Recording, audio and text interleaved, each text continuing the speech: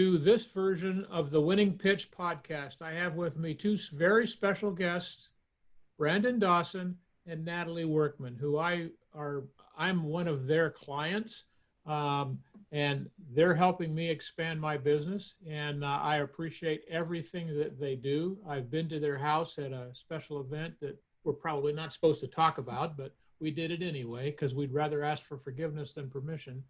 But here are two people who have a message for you if you want to learn how to be successful. So Brandon, Natalie, whoever wants to go first, go ahead. Go for it, Brandon. Great. Well, we're just excited to be on your show. And let me ask you a question for your listeners, because you know them best. If there was 3 specific things you'd want them to hear, knowing our content and what we stand for and what we believe in, what would be the 3 things you'd want them to hear on your show? I'd want them to hear your walnut story, because it's something that's unique to you, and it's something that's applicable to them. I'd want them to know about your trials and tribulations when the things that you did wrong in business, the lessons that you learned from it. I'd want to hear about your big successful story with the 77 times EBITDA. I want you to take us on a journey that anyone who's listening to this can use it to inspire them to go on their own journey. That's awesome. So when I was in high school, I had to work in order to have enough money for gas and do the things I wanted to do. And I played football and went to a small Christian school that my parents barely had enough money to send myself and my brothers to each year. And the rule around the house was if I wanted to do something outside of what my parents provided for me, like cleats for football season, basketball shoes for basketball season, a new glove for baseball season, martial arts equipment for training, whatever I wanted, I had to be able to earn the money to pay for that along with gas for the car. So one year I would go to football practice, I would go to school, and then I would work as a busboy or at a tanning salon or whatever I could do to garner money. And in the summer I'd buck hay and do things like that. So one year, it was my junior year, I got grounded because after work, I was sneaking over to a girlfriend's house before I'd come home, and I had a curfew. So I got grounded. What girlfriend? Just a different. Different girlfriend. I thought there were no girlfriends. Well, maybe just a girl who's a friend. I love this when the two of you fight, and so does your whole audience. So keep it up. That wasn't a fight. We'll show you a fight. Yeah, for real. All right.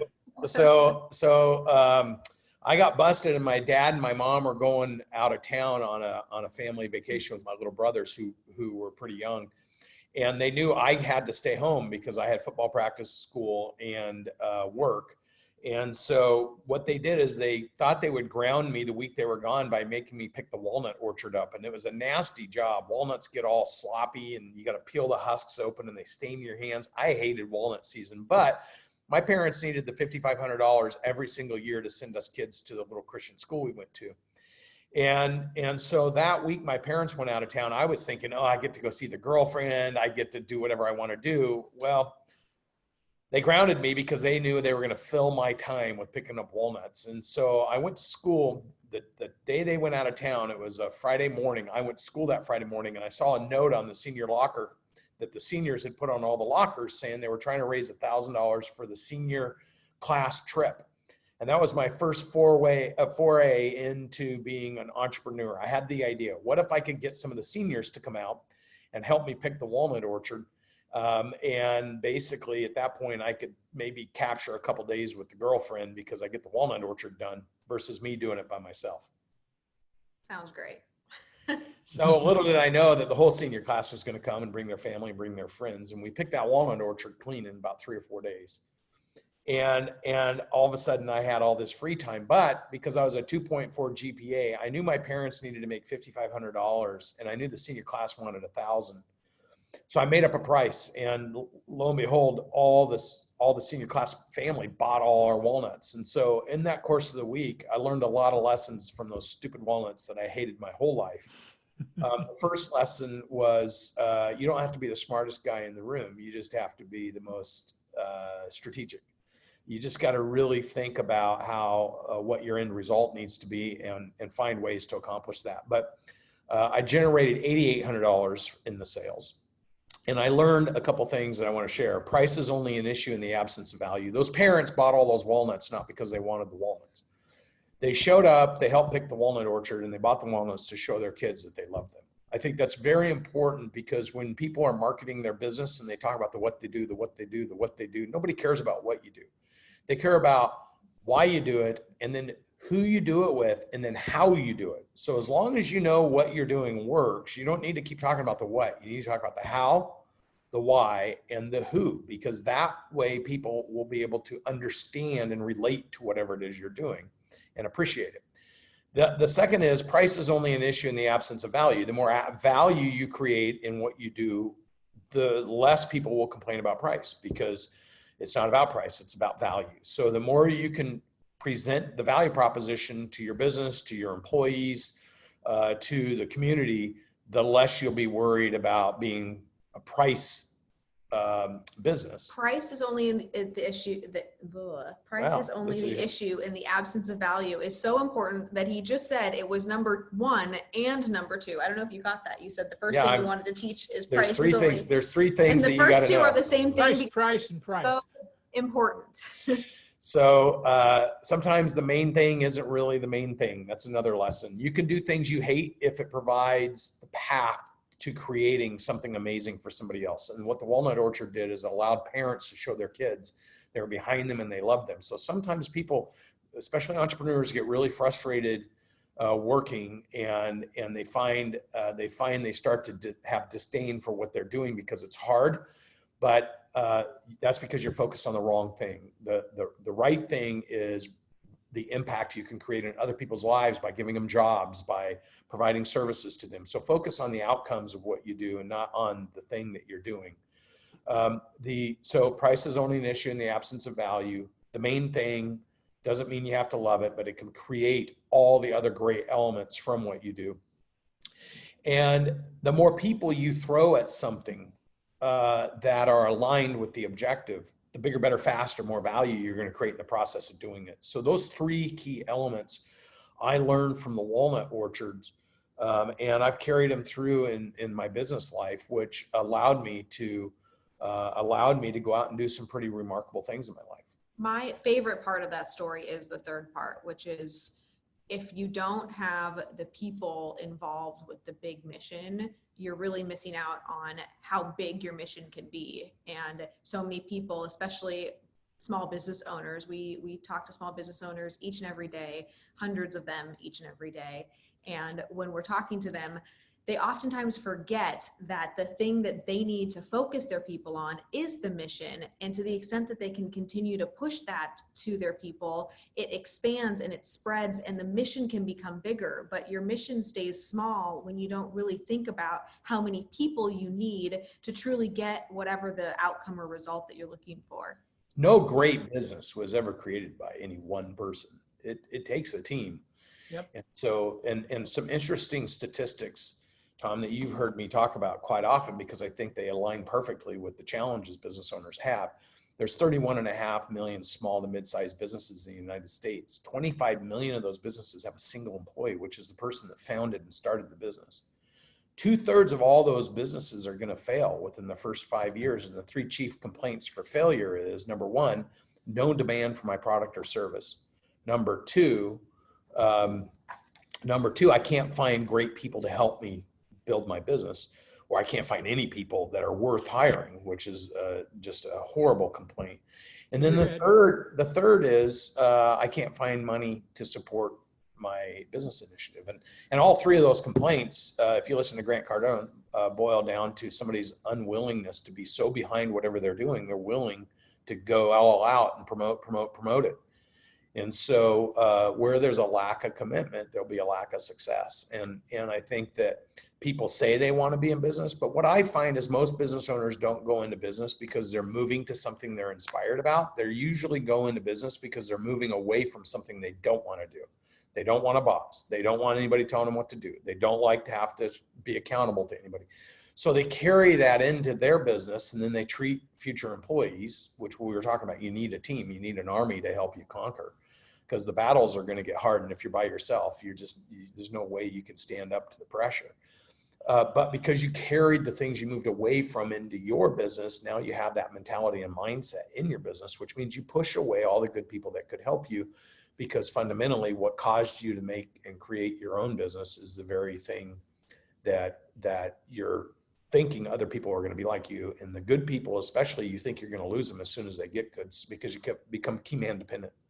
So it's really super important for business owners to recognize their strengths and their weaknesses, and to find a mentor, find somebody who can help them overcome their weaknesses, and really lean into their strengths and give them the tools and the resources and the concepts necessary to grow and scale their business. Okay.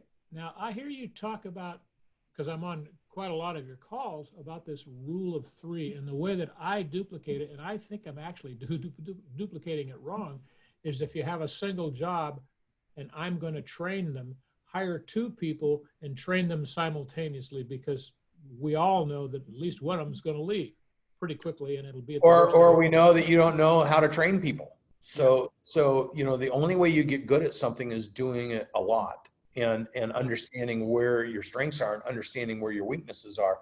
If you hire two people and you bring them both in and you don't duplicate anything successful and you lose both of them, are you a victim of the two employees, or are you a victim of the fact that you don't know how to hire talent?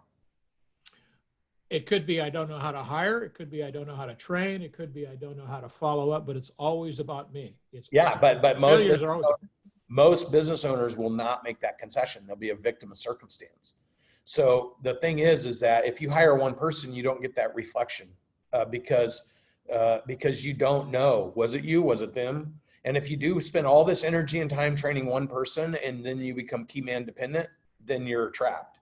So if that person leaves, you're really in trouble. So you have to learn to build the cash reserves. So my modeling for teaching people how to build scalable, value-based businesses is the 3 Ps, which is promote.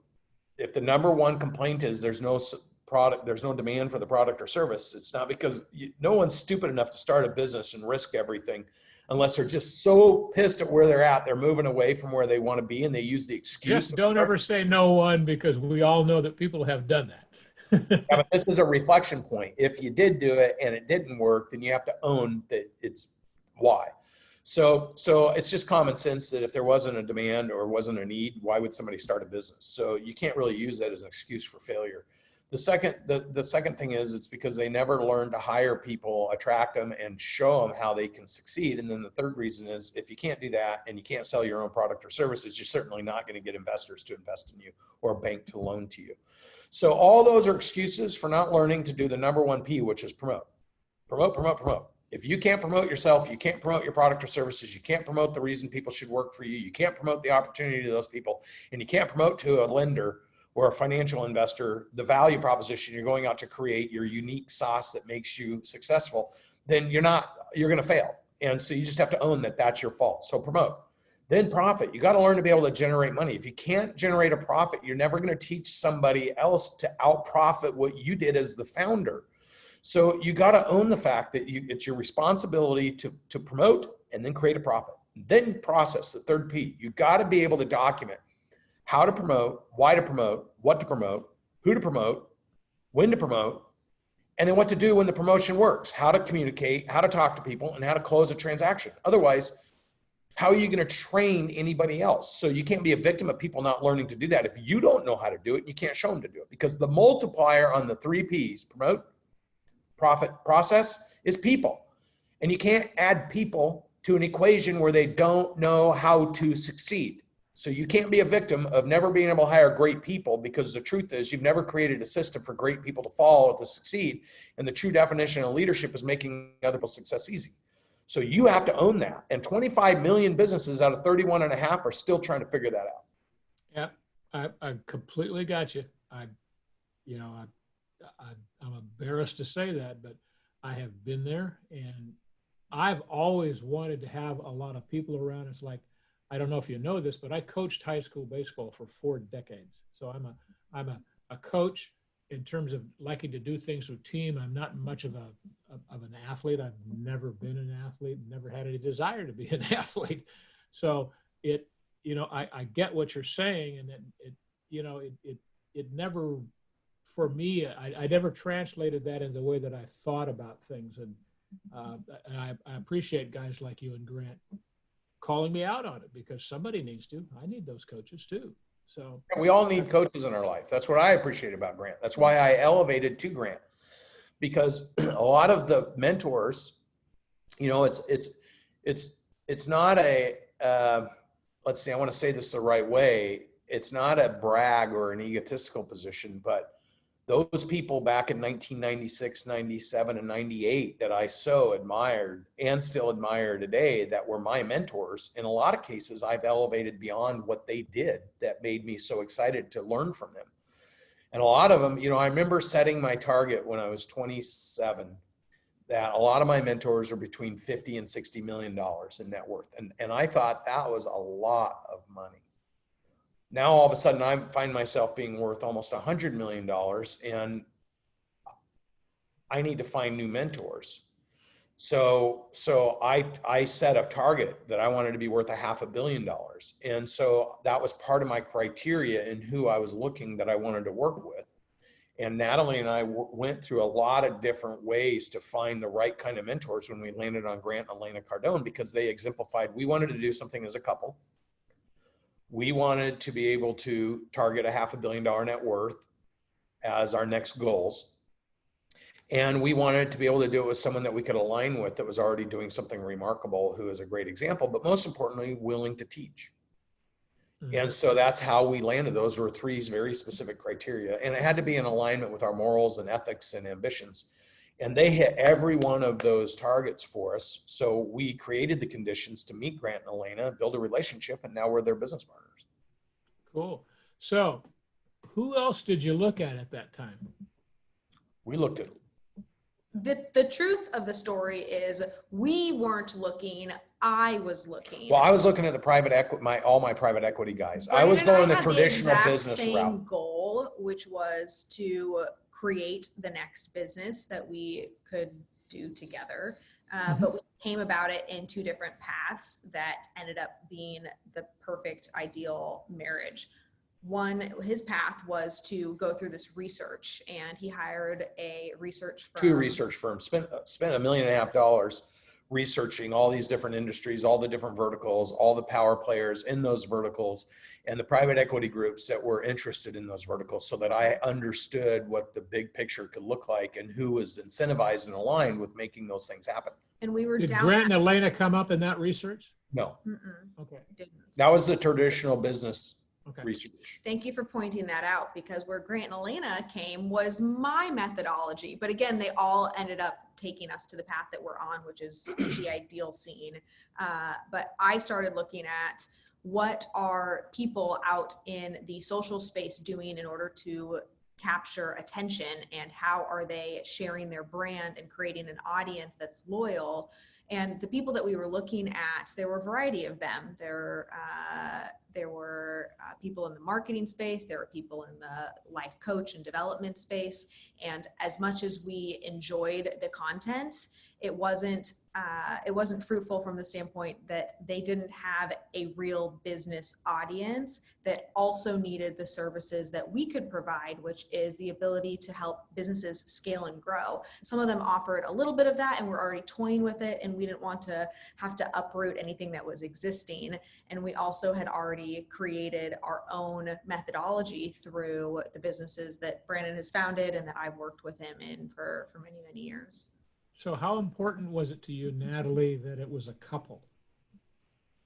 It wouldn't have stopped us if it was just one personality. However, if Grant and Elena wouldn't have been a couple, we would have passed on them. And I think that that's a good takeaway for any couples who happen to be in business and there's one lead and the other person is in a support role, whether that's male, female, or vice versa. The couple aspects adds a different element. It adds a different place of connection for people in the business. And so Grant, when I first came across him, I was not interested. The books that you have behind you, he's sitting on an airplane. I thought that he was over the top and aggressive and had a lot of ego. But then I found Elena through a different avenue, and I fell in love with her and him through her eyes and through the way that she showed the family. And so when you think about building a brand, you very much have to take all of the experiences that you have and your kids, or if you have stepkids, or if you have a wife or a girlfriend, whatever that looks like, and use the things in your life to be able to promote your business. So it wouldn't have been a no-go for us, but I wouldn't have actually found him if it wasn't for her. And she said, you need to look at Grant Cardone, and she put on a YouTube video, and I watched it for maybe 30 seconds. And then I turned it off and I said, I'm a traditional business guy. I'll never, ever, ever like do any of this stuff. And it turned me off. And then she started getting me to watch, then she made me listen to the 10X rule in a 3-hour car ride. And after 15 minutes, I started laughing. I said, this guy knows exactly what he's talking about. But if it wasn't for Natalie pushing me because of she aligned with Elena and saw a different side of Grant than he portrays in some of his social media, I'm a traditional business guy. Everything I've done has always been very traditional. It's been very closed. It's been one-on-one. Although I've impacted thousands of lives, it's always been on my private channels. All my videos were in my own spot. And I work very closely with business owners and stuff. And so it was a big pivot for me. Like, you've watched my social media in 18 months has gone from 0 to I'm on 4, 5, 6, 7, 8, 10 times a day posting stuff. And I'll say to people, that's the promote side that I didn't understand. Promote yourself, promote your ideas, promote your family, promote the people you love, promote the people you work with, promote the people that work with you. Like, if you're not going to go out and talk about that, nobody else is going to talk about it for you. And nothing great happens when people are irrelevant. Yeah. So relative to Grant, first of all, Natalie, I think there's some similarities to the guy sitting to your left and Grant in the things that you talked about airplanes and that kind of stuff. Do you agree with that? Yeah, but I've always wanted so one of my first mentors. He wasn't asking you, he was asking me. I know. That was not a question for you. No, I was going to answer it anyway. Go for it. What were you going to say? It is today because we modeled, that's that model, mimic, and master. Yeah. So my first mentor who took a business, I started my first public company. It was 8 cents a share in Canada. And then I brought it down when I was 29 and put it on the American Stock Exchange. Well, one of my mentors started his company at 8 cents a share in Canada. And when he sold it for 6.9 billion to Vivendi. And so to me, and then he rolled up K2 Sports. And so I was almost doing that with him. I was so close. He was a strong mentor of mine. Great example. And I remember the first time I flew on his airplane with him, and I said to myself, one day I'm going to be successful enough I can have my own airplane. Now, when I sold my business and I had the money to buy an airplane, because I was too conservative to do it, because I was like, we're not making enough money. I don't want to fund it out of my own pocket just for the sake of having it. So one of the targets we said is, let's build a business that will afford us the ability to have an airplane. And we actually, on her birthday, you want to tell the story? Well, I want to get back to his question. His question is the difference between you and Grant. I was trying to avoid that. He goes all like I know, I was trying to move away from it. Here's the deal, and what I've learned from being able to watch Grant and Brandon interact. They're both very strong in their respective spaces. They are 99% similar compared to the whole population. The two of them have more similarities than they have differences. However, that 1% is nuanced, and Grant has a certain way of being because that's what he knows in order to be successful. Brandon has created success in that 1% in a different way. And so they actually clash in a fun way, not, seriously, but they actually clash quite a bit, and they will poke fun at each other for the methodologies that they use. Brandon's very people oriented. He has a lot of emotion around the success of business owners and being able to really help them. And that is not Grant's wheelhouse.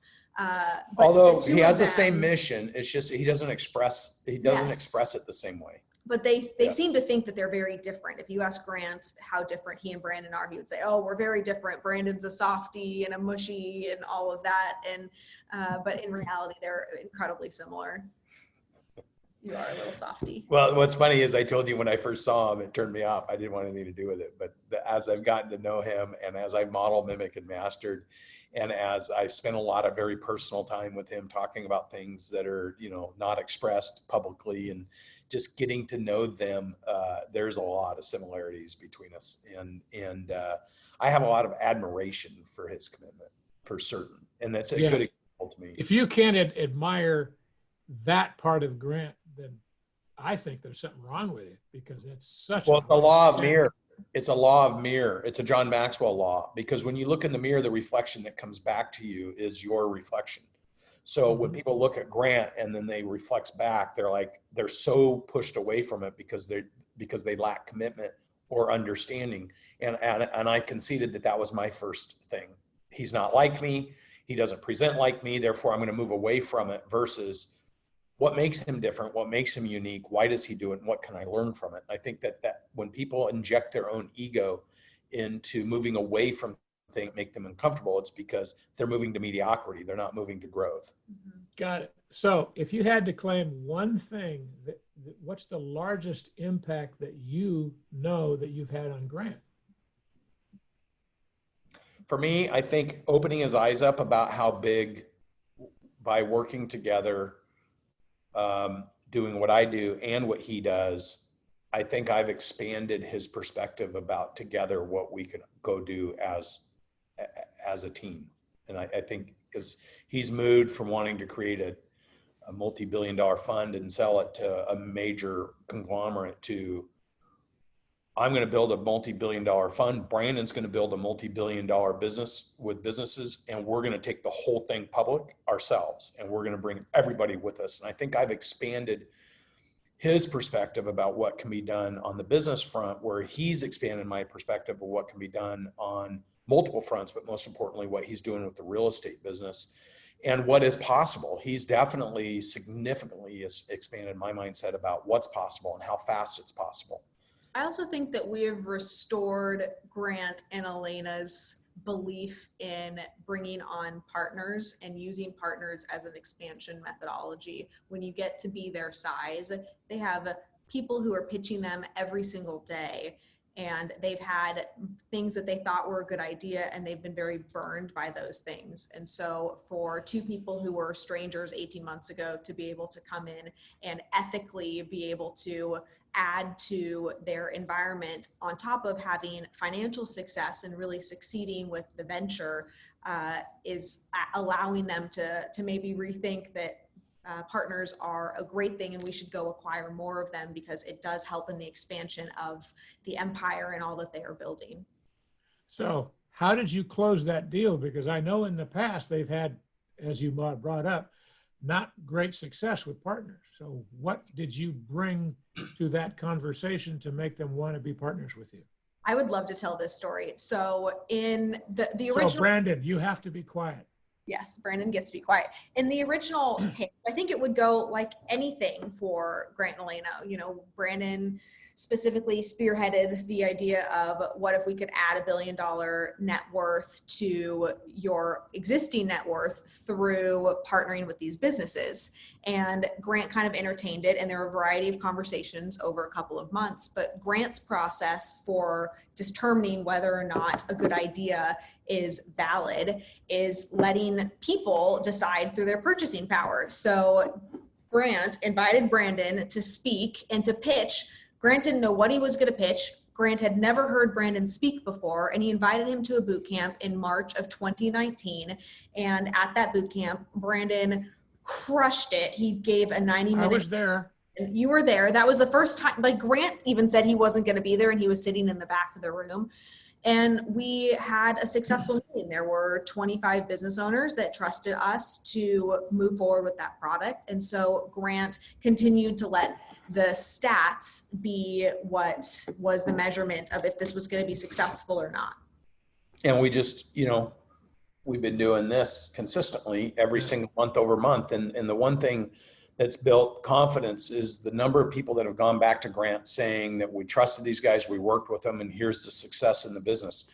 Grant has said to me he's never been more excited about what we're able to do to help people collectively, and it's creating a better environment, better culture, and better engagement with the clients we work with, like you, because I do things that nobody else does, and Grant has never had a partner that is, you know, I built a system for 20 years that I've perfected through thousands of people, but I kept it within my own group. And I spent all that money on research, millions of dollars, to identify all the different industries that we could help. So I went into it with science and data. I had already built the platforms. I spent over $10 million building, trademarking, patenting, building technology. So I knew that I had built the engine.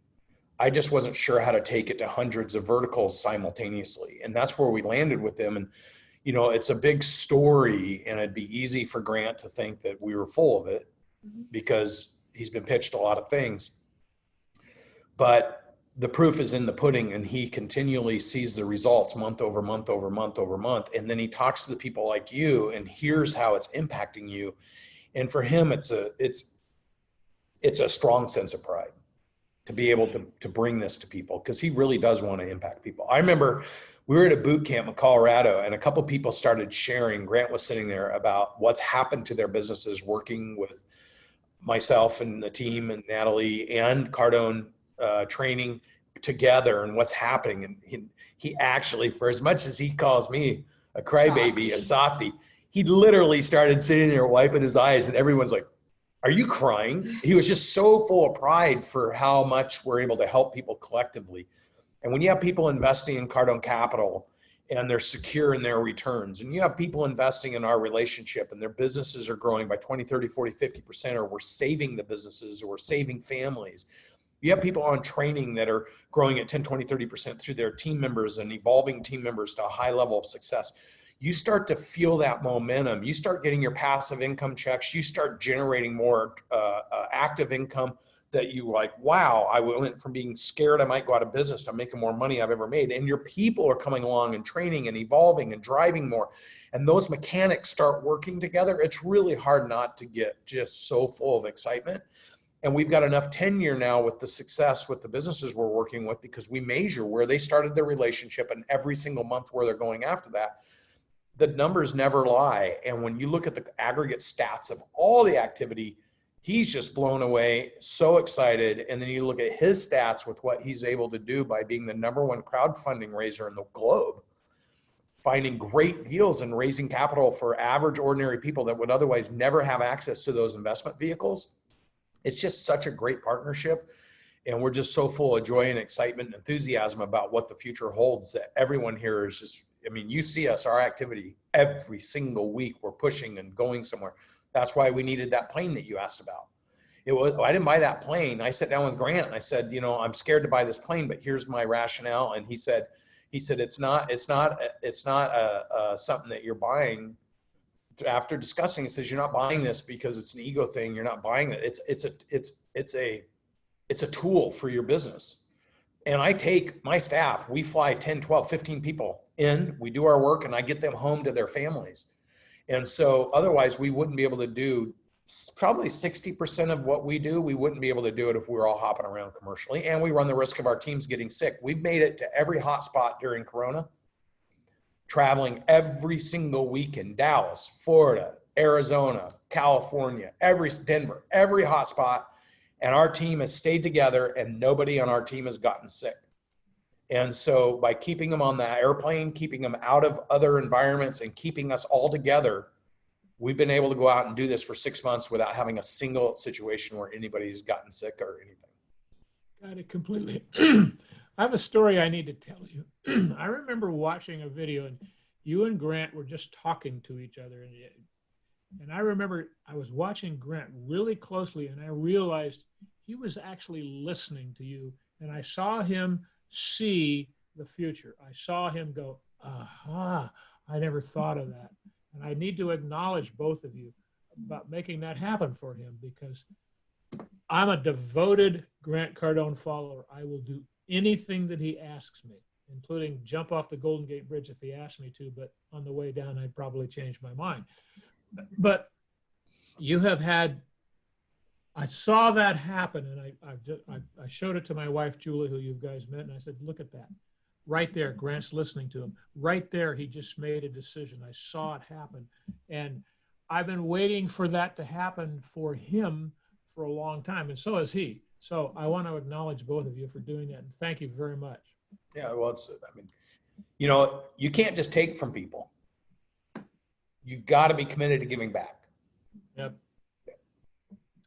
So one of the questions I want to ask you is that we are talking about your business, and it's my fault. We've done a lousy job of promoting Cardone Ventures. So the business is Cardone Ventures.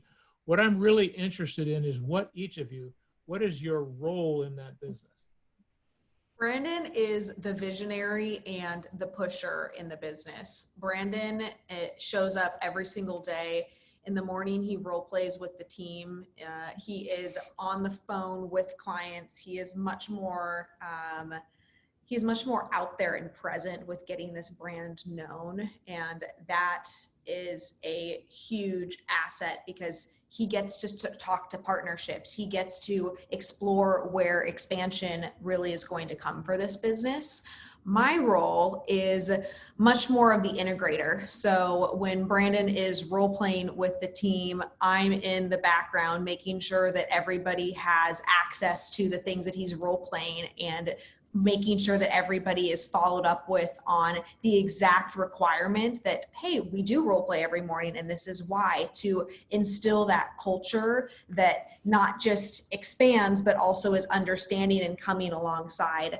Brandon can be very hard at times, and I like to think of my role as sometimes softening him, but then sometimes it's my role to be hard on our team, and then he comes behind and softens when that. Yeah, I think my role, I'm the strategy person. I mean, I built these concepts from scratch. I'm the one that's been deploying them for, 20 years on a mission. I've had this goal and dream of multi-vertical support since 2009.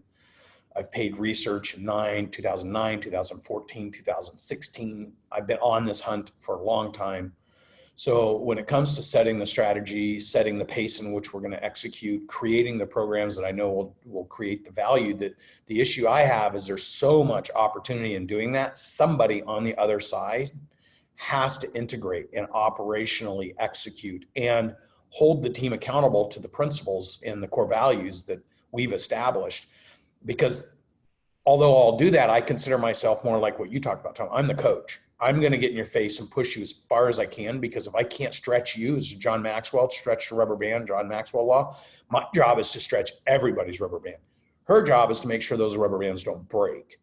And so the follow through and follow up and preciseness in which things need to mechanically happen and the data that needs to, her job is to work with the teams to make sure that the things I commit to and the vision I've established executes flawlessly, or at least they have a plan to execute flawlessly behind the scenes on that. And because she's been with me so long and understands the concept, she was on the design team for many of these concepts 7-8 years ago. She's followed the iterations through multiple companies.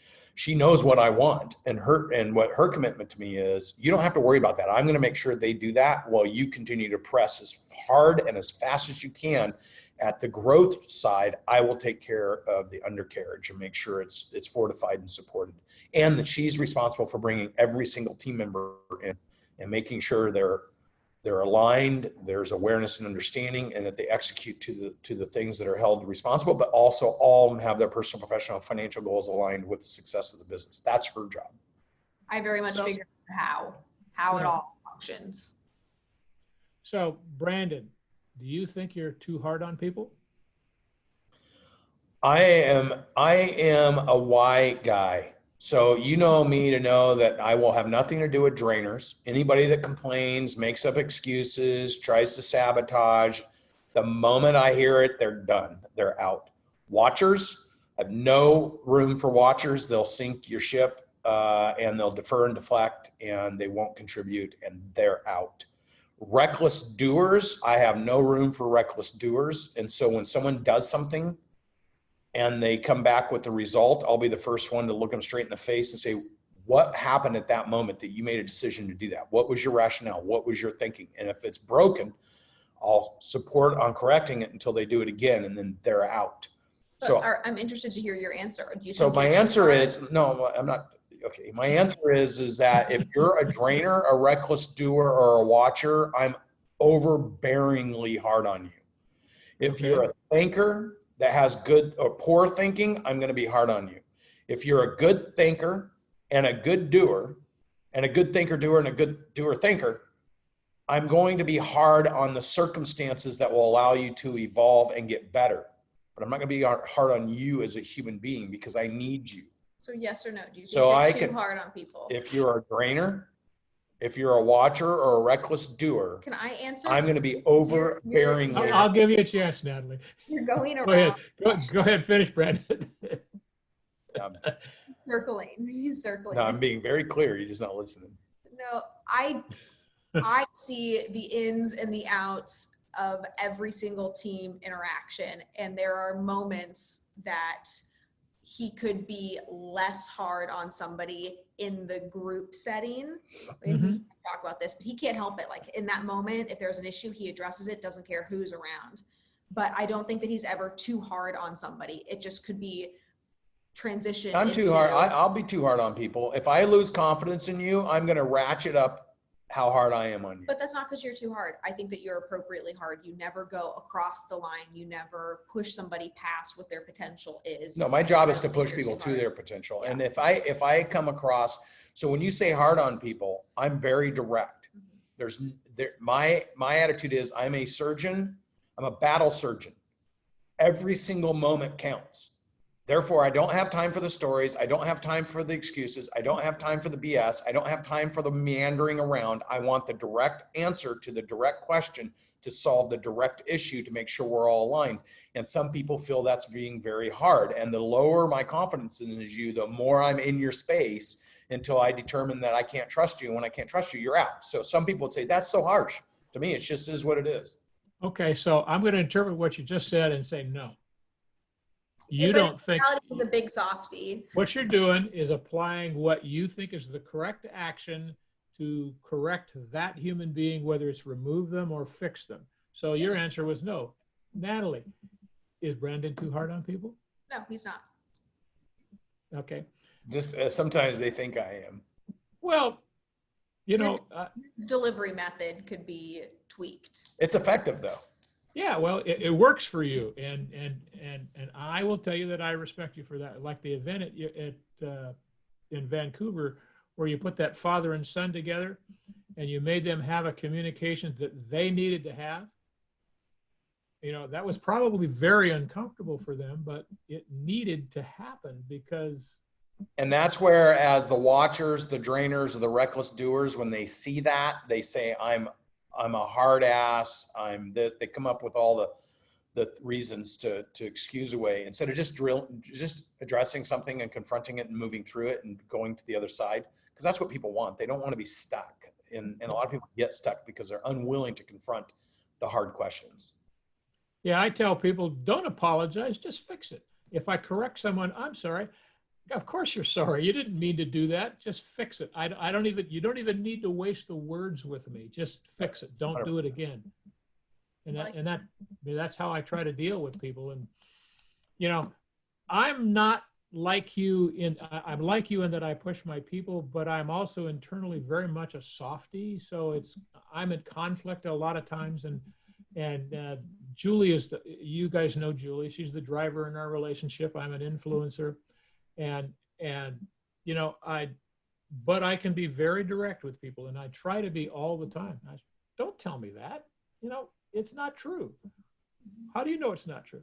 Because I've been there before, and I know what you're doing, and I can see inside your soul, and, you know, use up any answer that you want. But you know, as a coach, I think I have an obligation to help people reach their potential, and I can't reach their potential if in my experience I observe them not doing something that is harming them, and it's my job to call them out on it. And you know, I'm sorry, I don't really care if it hurts your feelings, and that really is kind of how I see.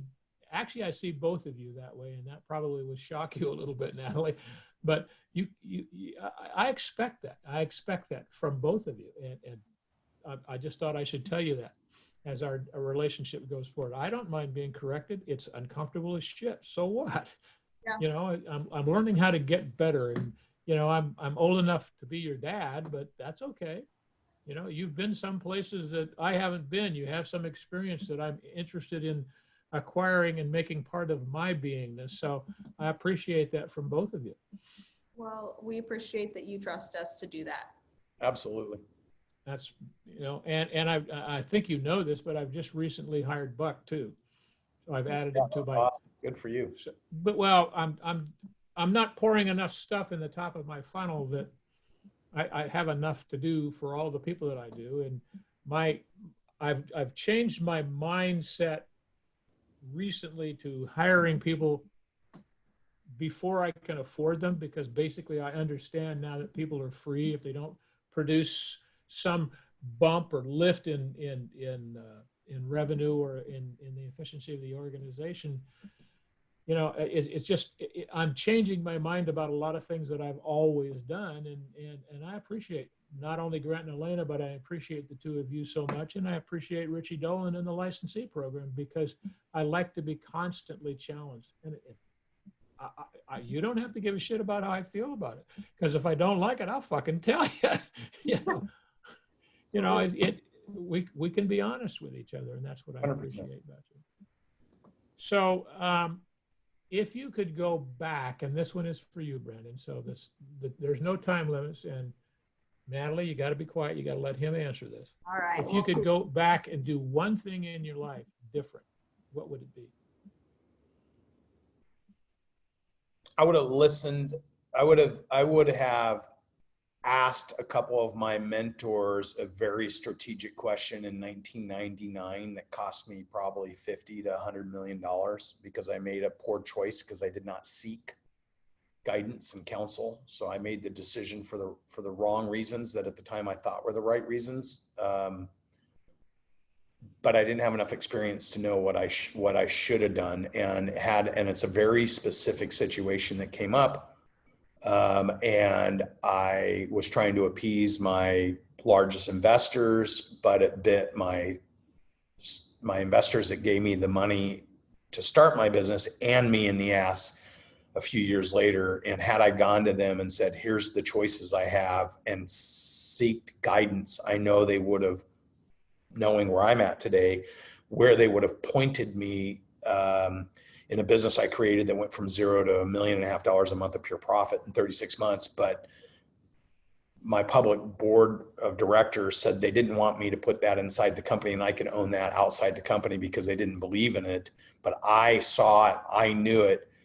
But I had a handful of investors that gave me the money early on, and I should have gone to them and said, hey, they don't want this to be in the company. They don't believe in it. I believe in it. I'm going to give you equity proportionate to what you originally invested with me in this new co. And I'm just going to own it with you guys instead of keeping it inside the company. I did exactly what the board told me not to do, believe it or not. I kept it in the company, and it created all the value in the company. So when they sold it, they took all the money. And I'm the one that created it as a byproduct of something else I was doing. Had I gone and sought guidance from my 4 or 5 inner circle people and said, here are my choices, what should I do? They would have said, set it up in a separate company, and they would have won with me. So I cost them and me tens of millions of dollars by making a choice, trying to be friendly with my investors, because I didn't realize they had a different agenda than I had. Not my investors as the individual high net worth people, but the institutional investor that had 53% of my company. So they got the 100% of the benefit of this newly created thing. And I and the people that gave me the seed money to start my business got none. And so I regret making that one bad choice. But yet that's fueled me to help business owners not make those bad choices ever again. And I've saved so many business owners a heartache and created so much value for people just by being able to reflect and listen to them and express to them some of my poor decisions that cost me significantly. So that's the one thing I would change, is that one singular moment in time. Everything else, I would never change anything. So the hard question is, would you have listened? I would have listened. Okay. I would have listened. I thought about asking the question, and then I just went with my own gut as to what I thought should be right. But I always listened to those guys. I listen to them today. They're all still my best mentors. One of them. Why were you smart enough or have enough experience to know that you should have listened to them? Well, that's the wrong question. Why was I closed off enough that I shouldn't have asked them the question? Okay. I would have listened to them, but I didn't ask them the question. I went against my intuition. Every time, this is a lesson for everybody. Every time I go against my intuition, I lose. I found that to be true. I found that to be true in 72 years. Every time I don't trust my gut, it's a fuck up completely. Yeah. Mhm. So I want to ask Natalie, you, what would be the one thing you'd change? that's what I was getting ready to ask her. Yeah. Not me though, right? It's not Yeah, me. no, and you have to be quiet, Brandon. I made a decision that changed my life when I was in my early 20s to be with this guy. And for 5 years, the fear that surrounded that decision entirely stunted my growth and my confidence and my ability to create and push things forward. I think that if I would have chosen to get past some of the limiting beliefs that I had, we would have found the success through the business prior to Cardone Ventures. And I would have saved a lot of time not having clarity and creating a lack of clarity for the people in my environment. So I feel lucky that I'm 27 and now have that clarity, but I wasted 4 years of creating and developing and being confident that I can't get back and undo that wasted time. You know, What was the valuable thing that you learned now that you're looking back at it and you went through all that? What was the valuable lesson that's helping propel you forward that you learned by doing that? You know, it's something that he just indicated. When he was 28 years old, he started a public company, and he didn't have fear about starting that at 28 because he had confidence in himself. And so what I would have done different is I would have actually made decisions to put myself out there to receive criticism because I didn't care, because I knew who I was. I would have been more whole and more able to take losses because I ultimately knew that I was going to be making gains. And so I would have started creating more social content at the time. I would have created and launched a business that I was excited about, but just too nervous and worried about what other people thought back then. You know, it's interesting because if I was to describe almost what she said from my watching her being disrupted, she was always working around the issues instead of hitting them head on, because she didn't want to be accused. She didn't want the judgment that she's too young. How could she know better? We don't like her. So that influencer side of her, she would always kind of press in just enough to where the heat would get applied, and then she'd back herself out. But then she would make herself insecure because nothing would happen and there would be no conclusion. And so this time around, one of the commitments we both made to each other is that we're all locked, loaded, and in. And when we apply pressure, it's for a reason. And if the people around us can't take the pressure, we need different people. Good decision. Good decision. I applaud both of you. Now, you're in Cabo, and as far as I know, you were supposed to get married this weekend, right? That's correct. That's correct. What? I think I know the answer to this, but I got to ask, what caused you to postpone it? She's questioning her love for me. And I have been together for years. It has nothing to do with us. It's because of COVID. We were going to get married in Mexico, and asking all of our guests to fly down here and to coordinate all of this during the past 6 months did not seem like the right use of our energy and effort. So we funneled that into the business instead. And it was a phenomenal decision. And I'm actually very thankful that it happened this way. Yeah. And we've just scheduled it for next year, same time. Mm-hmm. So one of I used to live in Baja for several years. I lived in La Paz, which is only a 2-hour drive from where you're at. And I love La Paz. I love Baja. I love the people. I remember the very first time that I ever went to Cabo. It was a older, very sleepy little town. Everything was all rusty. And then I went back a couple years later, and Orange County South had happened. You know, there was millions of boats there. There was lots of restaurants, and you know, at first I thought, damn, they've ruined this place. And then I realized that to the people that lived there, that was jobs. To the people that lived there, that was progress. So I supported it. And I wound up in La Paz because it's, you know, have you guys ever been to that city? We've not been there, but we've got friends that live there. So we know it's nice and sleepy and beautiful. Yeah, the very first time I drove over there, it was like, if you pardon the reference, it was like taking Quaaludes. You can just feel it. It's the reason it's called La Paz, which means the peace, is because the Russian whaling ships used to go into the Sea of Cortez in the bad weather times, and they named that bay La Paz. So, I mean, La Paz is a great little city. It's 300,000 people. It's the capital of Baja California Sur. And no, I'm not being paid by the Mexican government to do a promo for Baja. But I often do, because I used to walk around the streets at 3 or 4 o'clock in the morning, and people think that you can't do that in Mexico. And well, if you go to some place that you don't belong, then you shouldn't be walking around the streets at 3 or 4 o'clock in the morning. But Exactly. in La Paz, they have a separate police force for the tourists. They all wear white, and you know, I'll try to get off of my soapbox. Yeah. But I try to go back to La Paz every year, but I always fly Southwest Airlines, and they're not flying there now. So Yeah, well, that's the value of having your own plane, is we can get in and out of anywhere we want, whenever we want, which we love that freedom, and we work hard for it. absolutely. So I would like you to promote yourself a little bit right here. Give contact how people can reach either one of you: telephone, email, websites, however you want to do that. So it's really simple. You can find us at cardoneventures.com, cardoneventures.com, or you can go to @BrandonMDawson, @BrandonMDawson. And between those two, you'll be able to get all of me you care to get.